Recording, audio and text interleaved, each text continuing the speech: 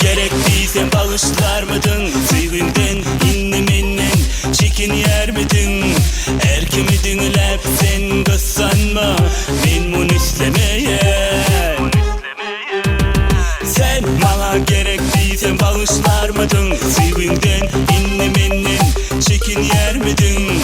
Erkimi dinlep sen oylanma ağlanırsın gülüm. Yine de görmek için güllerim gidiyor. Sevgi yalan aslında hasap gidip durayım. Sevgi benim sen yer, kalbim benim sönmeyer. Aşkı çare olmayar, bakıyor. Var düşünsen yarım, çıdar yalayar mısın? Benimle yanı dinliyor, sevişmeyen kalmasın. Ömrümden sen almasan, kim alsın düşün bana. Beni hasap almasan, sen kim uğrap olmasın. Var düşünsen yarım, çıdar yalayar mısın? Benimle yanı dinliyor, sevişmeyen kalmasın. Ömrümden sen almasan, kim alsın düşün bana. Beni hasap almasan, sen kim uğrap olmasın.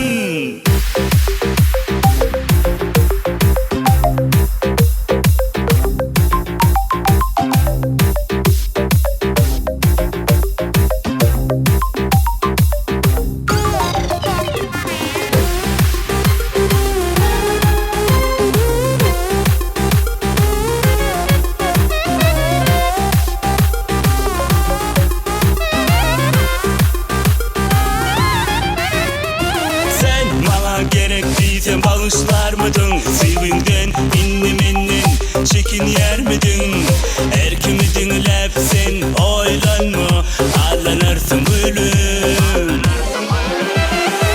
Yine de görmek için güllerim gidiyor. Sevgi yalan aslında hasap gidip durayım. Sevgi benim sen yer, kalbim benim sönmeyer. Aşkı çare olmayar, bakıyor.